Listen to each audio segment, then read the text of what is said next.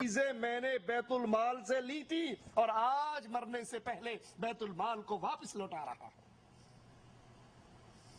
تم کہتے ہو علی کی خلافت پہ قبضہ کیا، ارے اگر اس نے قبضہ کیا اپنے لیے کیا بنایا؟ اپنے لیے کون سے محلات کھڑے کیے؟ اپنے آرام اور آسائش کے کیا سامان اکٹھے کیے؟ وہ تو مرتے ہوئے اونٹنی، ایک پانی کھانے کا پیالہ اور ایک چادر، اس کو بھی عمر کے پاس بھیجتے ہوئے کہتے ہیں واپس بیت المال میں سے میں نے لیا تھا، میرے بعد جو خلیفہ بنے گا یہ چیزیں اس کو دے دینا۔ حضرت عمر رضی اللہ عنہ وارضا ان چیزوں کو دیکھ کر رو پڑے اور کہنے لگے ابو بکر پہ اللہ رحم فرمائے، خلافت کا کام کتنا مشکل بنا دیا۔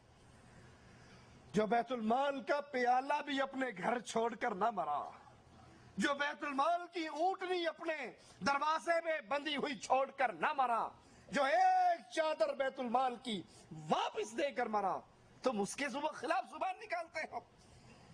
رسول کریم صلی اللہ علیہ وسلم کا فرمان سنیے اور پھر اس فرمان کی روشنی میں ابو بکر صدیق رضی اللہ عنہ وارضا کی شان کو تولیے۔ اللہ کے نبی علیہ السلام فرماتے ہیں تم میں امامت وہ کروائے، قوم کا امام وہ بنے جو سب سے زیادہ قرآن کا عالم ہو۔ امام کون بنے؟ جو قرآن کا زیادہ عالم ہو۔ اور پھر جب رسول کریم صلی اللہ علیہ وسلم بیمار ہوئے، امام بنانے کا وقت آیا تو آقا نے کس کو کہا تھا؟ عباس کو کہا، علی کو کہا، حسن کو کہا، حسین کو کہا، کس کو کہا؟ ابو بکر صدیق رضی اللہ عنہ وارضا۔ اور رسول امام وہ بنتا ہے جو قرآن کا سب سے بڑا عالم ہو۔ تو ثابت ہوا کہ تمام صحابہ، انصار اور مہاجرین، ان سب میں قرآن کا سب سے بڑا عالم ابو بکر صدیق رضی اللہ عنہ وارضا تھا۔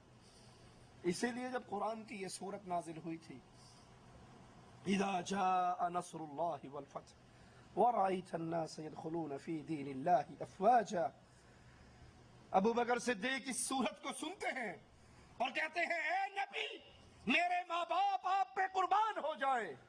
یہ کہا اور رونے لگ گئے۔ لوگوں نے کہا اس بوڑھے کو دیکھو، کتنی خوشی کی بات ہے کہ دین اسلام پورا ہو رہا ہے، مسلمانوں سے مدد کے وعدے پورے ہو رہے ہیں، لوگ لشکر در لشکر اسلام میں داخل ہو رہے ہیں اور یہ ابو بکر رو رہے ہیں۔ آپ نے کہا جس کو میں سمجھا ہوں تم نہیں سمجھ سکے، جب اسلام غالب ہو جاتا ہے، اسلام پورا ہو جاتا ہے تو پھر اس نبی کی حاجت اس دنیا پہ باقی نہیں رہتی۔ جہاں اللہ کی نعمت پوری ہوئی ہے وہاں اس آیت میں یہ پیغام بھی ہے کہ اب جناب محمد کریم صلی اللہ علیہ وسلم ہم سے جدا ہونے والے ہیں۔ جب نبی فوت ہو گئے صحابہ نے کہا سب سے زیادہ قرآن کا علم، قرآن کا فہم ہمارے اندر صرف ابو بکر صدیق کو تھا، ان سے زیادہ قرآن سمجھنے والا کوئی نہ تھا۔ اسی لیے رسول کریم صلی اللہ علیہ وسلم نے ان کو تمام صحابہ کی موجودگی میں امام بنایا۔ حضرت عائشہ رضی اللہ تعالی عنہا ایک موقع پر اپنے بابا کو ان الفاظ میں یاد کرتی ہیں، واللہ میرے والد سے کوئی بلند سے بلند ان کو چھو بھی نہ سکتا تھا، وہ مضبوط قلعہ دراز سویا تھے، انہوں نے تمہاری مدد کی جب تمہیں ضرورت پڑی، وہ آگے بڑھے جب تم سست ہوئے، فتنے پھیلے تو ابو بکر صدیق رضی اللہ عنہ وارضا اپنے گھر سے اسلحے سے لیس ہو کر ننگے قدموں نکلے اور کہا سنو اگر آج کوئی نہیں لڑے گا تو اکیلا ابو بکر اللہ کی توحید کے لیے آج جہاد کے لیے نکل چکا ہے۔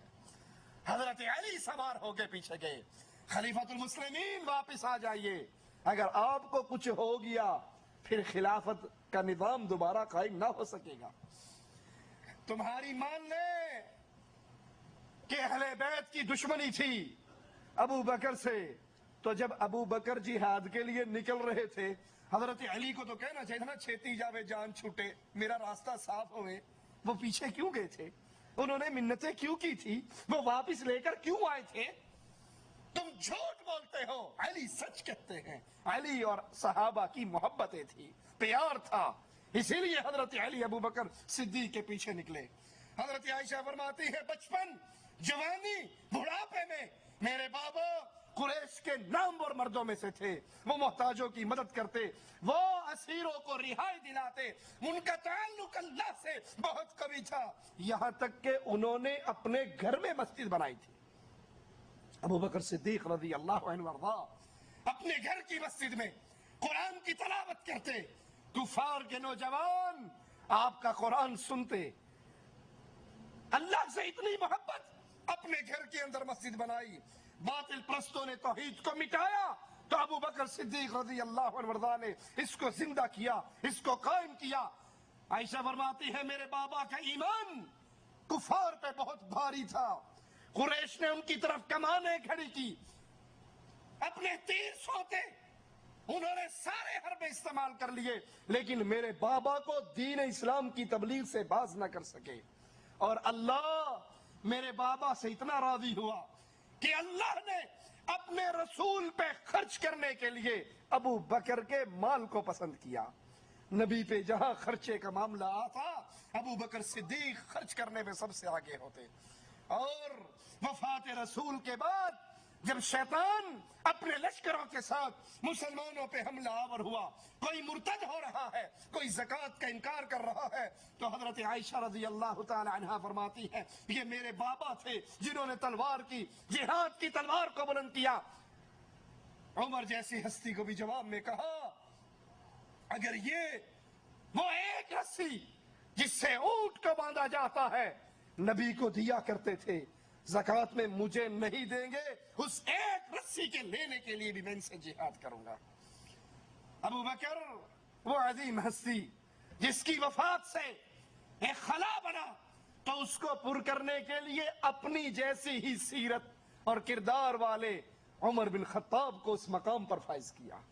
جب کسی نے کہا ابو بکر رضی اللہ عنہ وارضا عمر کو ہمارا خلیفہ بنا کر جا رہے ہو، یہ بڑے سخت ہیں، یہ بڑے شدید ہیں، کہا جب خلافت کا بوجھ پڑے گا تو ان کی سختی کم ہو جائے گی، اور اگر مجھ سے اللہ نے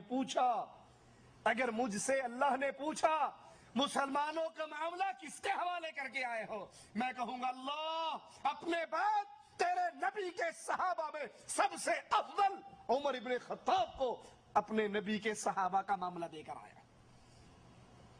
اس عظیم ہستی کو مسلمانوں کے انتظام سنبھالنے کے لیے مقرر کیا، جن کے بارے میں اپنوں نے نہیں کفار نے بھی کہا اگر ایک عمر مسلمانوں کے پاس اور ہوتا پوری دھرتی پہ لا الہ الا اللہ کے جھنڈے گاڑ دیے جاتے۔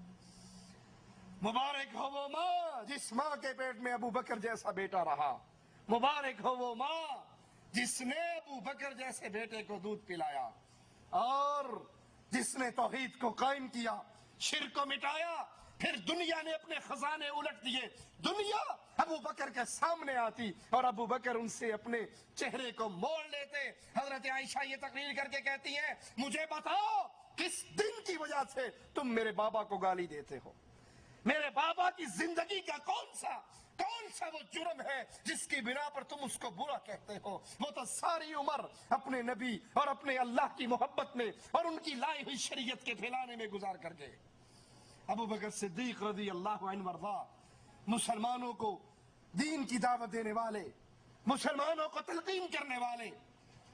سلمان فارسی سے کہا نماز کی تلقین کرتے ہوئے کہ اے سلمان اللہ کا خوف کیا کرو، وہ قریب ہے وقت جب سب کچھ چیز چھپی ہوئی چیزیں واضح ہو جائیں گی، ظاہر ہو جائیں گی، اور لوگ معلوم کر لیں گے ہر چیز میں تمہارا کیا حصہ ہے، تم نے کیا کھایا اور کیا چھوڑا ہے۔ یہ سمجھ لو جس نے 5 وقت نماز ادا کی وہ صبح سے شام تک اللہ کی حفاظت میں آ گیا، پھر اس کو کون مار سکتا ہے؟ اور جس نے اللہ کے ساتھ عہد شکنی کی وہ الٹے منہ کر کے دوزخ میں لٹکا دیا جائے گا۔ جس نے 5 نمازیں مسلمانوں کے ساتھ ادا کی یہ اللہ